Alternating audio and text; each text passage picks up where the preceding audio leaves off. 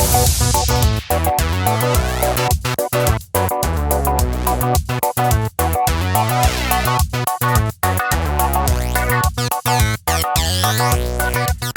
everyone, thank you for joining me here on Alyssa Jean's Reviews. My name is Alyssa, and welcome to my review of Star Trek Discovery Season 4, Episode 2, Anomaly. Anomaly. Dun, dun, dun, dun, dun. Anomaly. I don't know why I just did that. Anyways, happy Thanksgiving to those who are in the United States. And yes, I do now have to qualify those who are in the United States because the news just dropped a couple days ago that the rest of the world can now join us in watching Star Trek Discovery. So Paramount Plus, where it is already existing in countries like Australia, it is now taking over Star Trek Discovery right now instead of waiting until 2022. And some of those other countries, what I heard was I think Pluto TV is going to have it until Paramount Plus can get its shit together and get set up in those countries. I believe that's the case in the UK. So congratulations, rest of the world. You can join us in watching Discovery. I don't know why they just didn't do this last week. I feel like somebody up there in Paramount Plus and in the Star Trek organization is super out of touch because their response was, we listened, we heard you, and now we're going to do this. What do you mean you listened? What response did you expect to get when you told people 2 days before the damn thing was supposed to premiere that it won't premiere for another several months? Who even knows, sometime in 2022.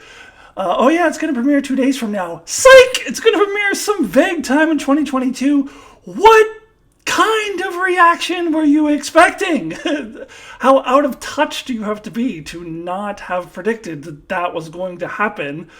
So this thing that they're doing now should have been in place from the beginning. But that, whatever, doesn't matter.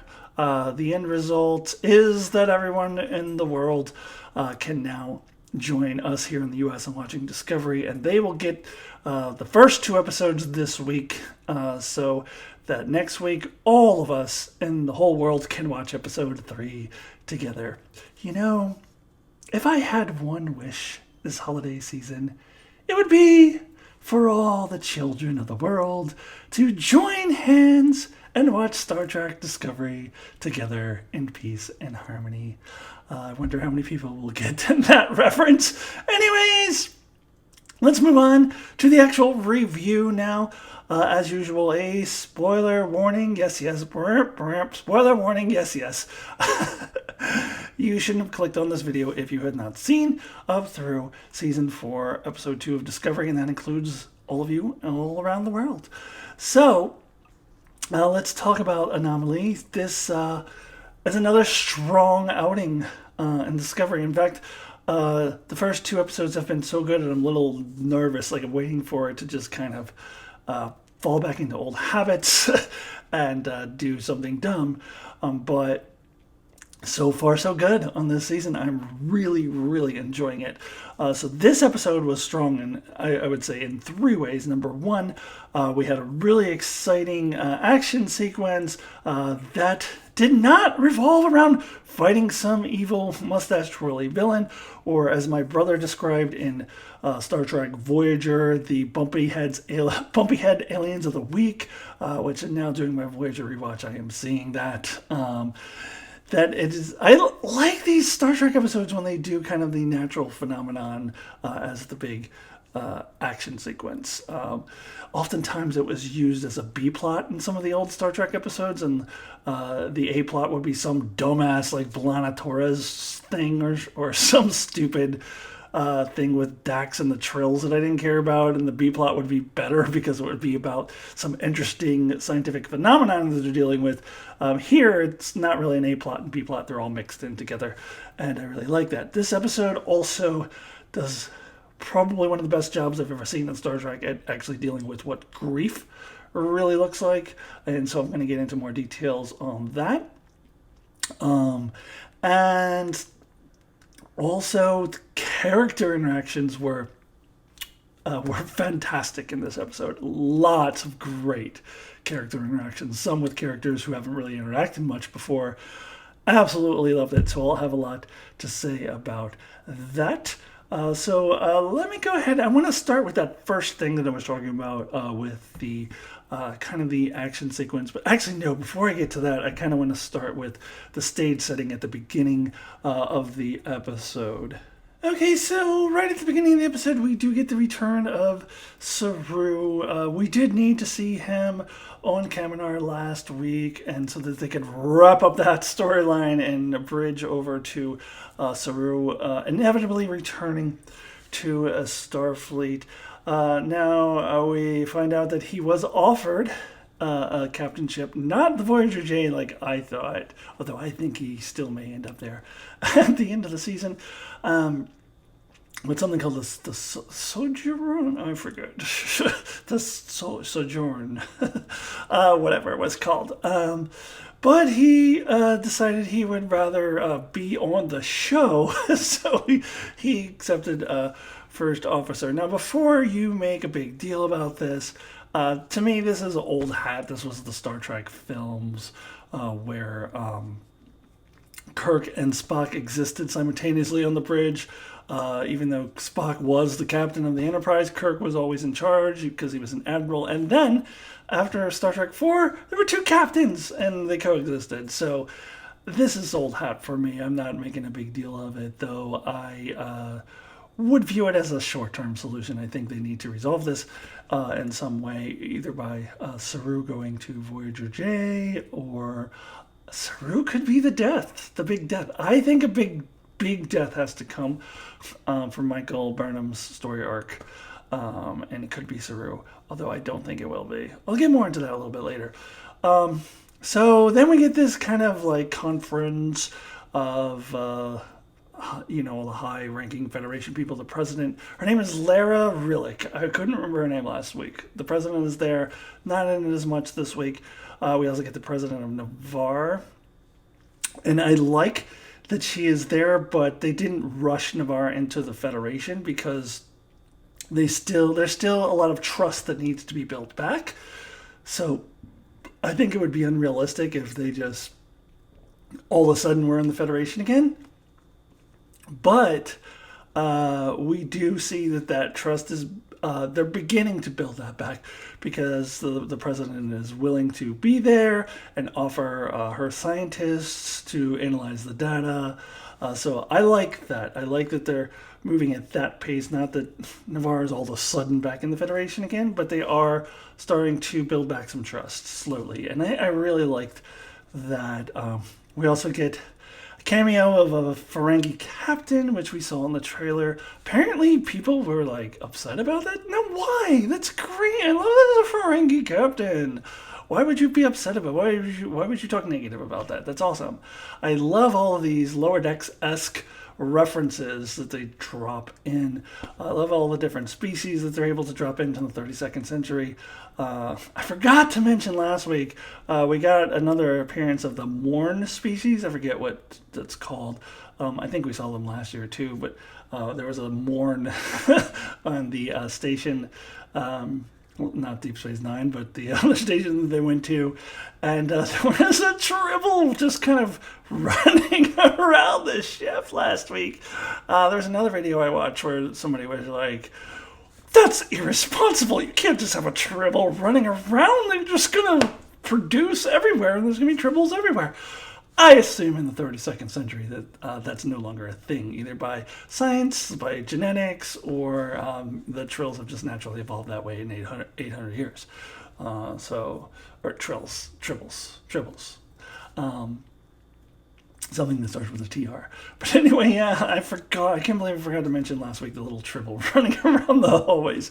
Anyways, I like all of this. I like the different species that they drop in there. And by the way, I also forgot to mention that apparently, according to the showrunners or whoever, I don't know where I got this from, but it is apparently canon that President Rillick is Cardassian, Bajoran, and human, which is pretty awesome as well. I find that very interesting. I would love to get more exploration into what the Cardassians are up to in the 32nd century.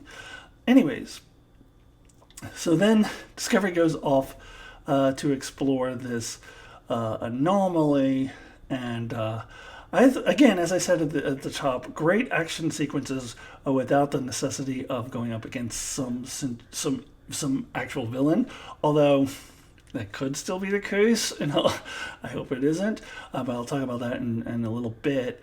But I love like the gravity scene, which I think was in the trailers I recall, where everybody just goes up in the air. No, that was really cool. I love this, and I love that Burnham is put in a position of having to make some tough decisions regarding Book, which I will get into a little bit in a minute as well. But yeah, all of that was great. It's refreshing. It's refreshing to see this. That they're not going up against bumpy head aliens of the week, but you can still have excitement and tension without there being an actual, evil mustache twirly villain that they're going up against. In fact, I would prefer this. And I love that Bryce is the one who has the solution at the end. He's like, "Oh yeah, hey, I'm still on this ship. Hey everybody, I'm still on this ship." So that was cool. Poor Reese, though. I forgot to mention this. Here's the downside of Saru being first officer. What about Reese? He was first officer last week, or he seemed to be. He was the one that always took the con when Burnham left the ship. So sucks for him, but maybe he'll get he'll get to be in the limelight another week. This was Bryce's week, where Bryce just steps up out of nowhere like, "Hey, I used to surf. Let's do this." That was pretty cool. So I kind of want to talk a little bit about this anomaly. I'm a little concerned that the ending, where we discover that there's no patterns to its movement. It just seems to be random. It seems to have a mind of its own. So there's two possible connotations you can take from that. And one is that it is sentient, or there's some kind of sentience behind it, like some sort of sentient alien. Or it could be a evil person, like controlling it with a joystick, which would suck. So I would rather it be the former than the latter. If it's going to be anything like that, I would also, but if you ask me, I would rather it be neither of those things. That it's still just a naturally occurring phenomenon.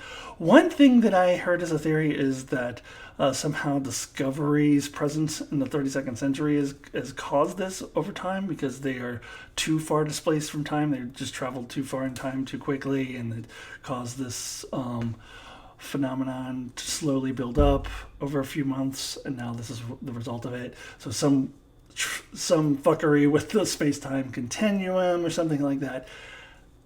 That could be interesting. We did see in the trailer David Cronenberg's character does return, and he was the one who was kind of the expert on the wacky parallel universe science and all of that. So maybe he's brought in to talk about the wacky space-time continuum stuff that might be going on.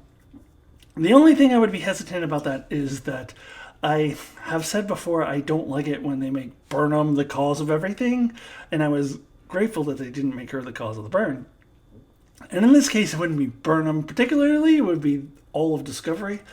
But still, that makes me a little hesitant. But I think they could do it in a way that would be good. I think that if they're able to solve it without Discovery going, "Oh, we'll have to go to another time period again." Because they already did that. Like, we don't need another dramatic, "Oh, we're leaving this time period and traveling into time again." Like, they already did that. So I don't mind it being Discovery being the cause of it, but they need to have a solution without that, in my opinion. So we'll see how it goes. I said last week I was hoping for not to be another mystery box, but it is what it is. That's what we got, so we got to deal with it. So we'll just see what they do with it. Hopefully it'll be better this year than it has been in the past. Okay, so now let's get into the book of it all. I really love this whole storyline, and I love how he's portrayed as somebody who is just kind of he's just lost in his own thoughts. Like he's in his own world. He can't even talk to Michael Burnham. And when Burnham is in there trying to, support him, he's just like, I need you to leave.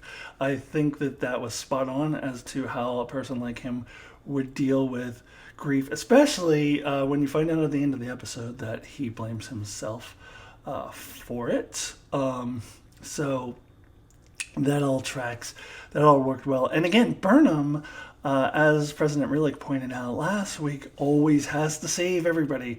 Like, she has a hard time accepting that she can't help Book. As it turns out in the end, she is able to guide him, but he has to make that decision. He has to be the one to initiate it. And I love the resolution. I love that he he's now faced up to the fact that he blames himself and then that is not his fault and he needs to start dealing with it. I would not like it if they do the old Star Trek thing where all of a sudden Book is suddenly fine next week, but he also does not need to be moping around anymore. There should be an in-between, because he has now decided to start facing this and dealing with it, but it is going to be a long process. So he should be neither totally back to normal nor still moping around next week. And I love to see it when Trek actually shows some repercussions of things that happen to characters. Book's going to need some counseling. Maybe he can make some appointment with Dr. Culber, who apparently is the ship's counselor now. I miss when that happened, but okay, whatever. Anyways,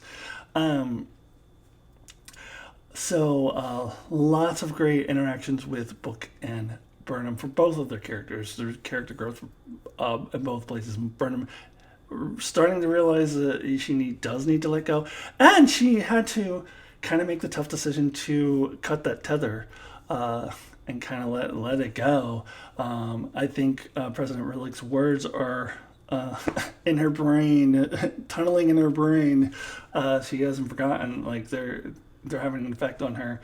I still think that before the end of this, she's going to have to make a tough decision that's going to cause someone to die. And I think, honestly, the two people that would make the most sense and would have the greatest impact on her would be Saru and Book. And honestly, I think it's going to be Book. Like, I think R.I.P. Book at the end of the year, because I think that would be a really, really hard thing for Michael Burnham to do if she has to allow Book to die and do the whole needs of the many and the needs of the few outweigh the needs of the few thing. As long as they don't get too Star Trek 2-ish with it, as long as there's not a scene where they're putting their hands against each other in a glass. But I do think that Burnham does have to have something. It doesn't have to be a death, but I just predict that it might be. But there has to be something for her character growth. Anyways, we also get amazing interactions between Book and Stamets. Loved all of this. These are two characters we haven't really seen together much. And Stamets going in is very nervous. It's going to be awkward. He doesn't know how to interact with Book. And as the two of them get talking, we kind of find out why. But Book thinks it's because Stamets is jealous that Book now has stepped on his toes and he can also run the spore drive. But that's actually not it at all. It's that Stamets, Book represents to him how helpless Stamets was in saving his family. So first of all, I love that he is calling Adira and Culber his family. I assume Gray will be included in that as well. We'll get to Gray a little bit later in this video. But I love that he's calling, he thinks of them as his family, and he felt helpless that he couldn't do anything, and Book was the one who had to jump in and save them.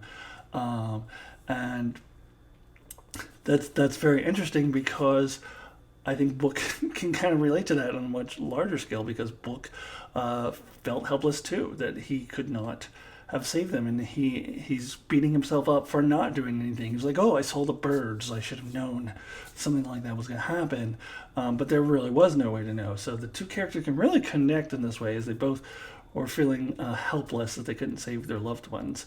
But in Stamets' case, his loved ones did get saved. It was just by book. So Stamets, by the end of it, kind of recognizes that and is like, you know what? Thank you for saving my family. I thought that was great.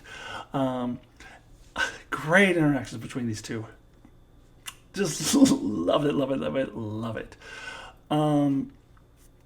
So let's get into just a few more of the loose ends I want to tie up before letting you go and giving my rating for this week's episode. So we do need to talk about the little subplot that's kind of dropped in there a little bit with Gray and the fact that they're getting him a golem. And Dr. Culber is just like, yeah, it was some admiral named Picard? I don't know, some dude named John Luck Pickard or something. I don't know. I mean, Culber obviously wouldn't know who Picard was because, he predates Picard. But I would hope that, like President Rillick and Admiral Vance and people like that know who Picard is. But in any case, so this appears to be the show going, no. This doesn't make people invincible or immortal. The thing that we did at the end of Picard season 1, it just doesn't work. Yeah, they tried it. It only works for main characters of one of the shows. Everyone else over the last 800 years, if you're not in a show, that's why Gray was like, are you sure this is going to work then? And Dr. Culber was basically like, no, it'll work for you. You're in a show. It just doesn't work for all those other people who didn't have their own shows. So it's fine. You know what? I kid around, but I'm okay with all this. Whatever. It's totally fine. I thought it was cool that they referenced Star Trek Picard. Also, love the interactions between Adira and Gray here. And Gray starts talking about how he wants to choose, what the body's going to look like. And he's like, well, I may as well get it right this time and just make it as perfect as it can be for my taste. And let's get rid of this mole. And I love how he brings in his transition. When I was transitioning, I couldn't get everything perfectly. So this time, why don't I, do that? Get my body more the way that I want it to be. That feels like more like me. Because I wasn't necessarily able to do that with my transition. And that's very true. That really resonates with me. I mean, you can do what you can with your body, but it's not going to be like exactly how you would picture it to be in your mind. There's only so much you can do. And you could do a lot of expensive surgeries or whatever, but I feel like Gray should have more access to those sorts of surgeries, but it doesn't matter. And the point is, I really appreciated that they dropped that in there. I feel like maybe that came in from the actor there. So I thought it was great. And I love the playful interactions between Adira and Gray here. And I'm curious how this is going to go, how this is going to work out. Now, speaking of Adira, let's talk about them with Tilly. I talked about last week how there was a new dynamic where Adira seemed to be the new Tilly, the nervous ensign. And I love in this episode how Tilly is really set up as the new mentor, where Culber's like, hey, they really look up to you. You know that, right? And I don't think Tilly is used to that role or really comfortable with that role. But she does, at the end of the episode, recognize it and say, hey, Adira, great job. Gives them a high five, I believe. And if I remember correctly. And you could see that Adira was like, oh, cool. That's awesome. Tilly approves of me. I think that's great that Tilly is maturing. She's evolving. And she's recognizing that she is now in that mentor role, which she's not used to. But I think that's great. Now, let's talk about what's going on with Tilly. What's her deal? she has been out of sorts since the beginning of this season. So it definitely, I already knew it had nothing to do with the station thing that happened last week because she was acting weird before that even happened. And it's interesting that we hear in this episode that she doesn't even really know what it is. She's like, just something is off. Something is weird. Something's off. I just can't place it.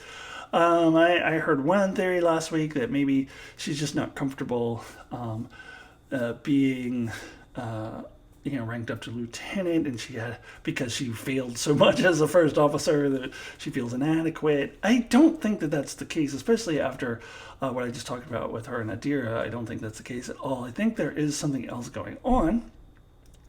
I do wonder, maybe it does have to do with the time displacement thing. Maybe Discovery being in the future really has screwed things up, and Tilly's the first one is really feeling it, that they just don't belong there. Maybe that's what it is. So it could be tied into the main plot in that way, if that's what it turns out being. But who knows?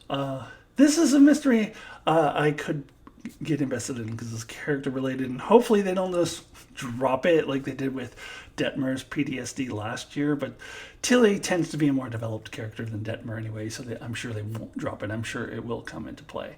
So we shall see. But I'm enjoying Tilly this season. I know there's always been Tilly hate, but I think I'm really enjoying how she is maturing, evolving, and so I'm interested to see, what it is she's dealing with and how she's going to deal with it. So we shall see. Now, the last little bit, I just want to tie up a couple loose ends I have to talk about. Well, first of all, the fact that Burnham has a holodeck in her bedroom, I think that's freaking awesome. And I do appreciate that they're trying to show that technology really has advanced. We get a little bit of the personal transporter. We don't see that as much anymore. We do have the organic matter, but I like seeing these little things that show that technology has really advanced quite a lot. So the personal bedroom holodecks, love it. And then just kind of as a throwaway line, she mentions Zora, and Saru's like, oh, you calling the computer Zora? She's like, yeah, that's what she named herself, is Zora. Are we still building toward Calypso? Is that the ultimate end game of this series? Are we going to end up with Calypso at the end of all of this? It seems to be we're building to something. Now, it's not the main plot of the series, or this year, the season. I guess it would be called series for those of you all around the world who refer to seasons as series. But anyways, it's not the focus of it, but I love that they are reminding us that that's a thing. So hopefully they will get back to that. Yeah, this is still a thing that exists.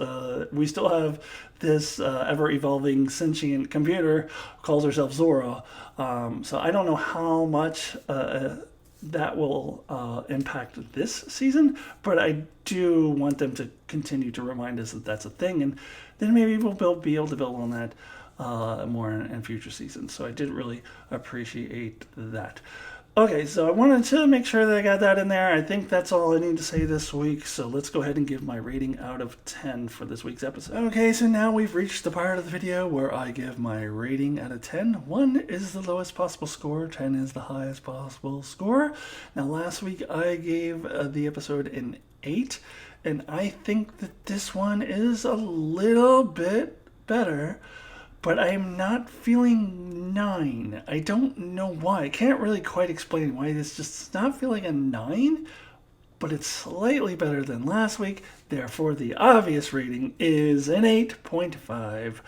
So, a very strong start to the season. We have an 8 and an 8.5. I'm worried that they're not going to be able to continue that pace, but I hope that they can.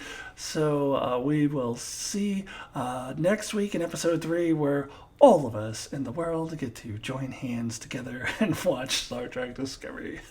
Anyways, thank you so much for joining me. Please subscribe if you have not already. You can do so at the end of this video. There will be a little subscribe button with my picture on it on the lower, I always do the wrong side, the lower right, the lower right hand corner of the screen, as well as other videos you can click on that I have done that you can check out. I'm doing Discovery reviews every week, as well as Wheel of Time every week, and generally cover the MCU, Star Trek, Star Wars, and a bunch of other stuff, and have some videos where I talk about my transition. So please, please, please, please check out all of that, and I will see you next time. Goodbye.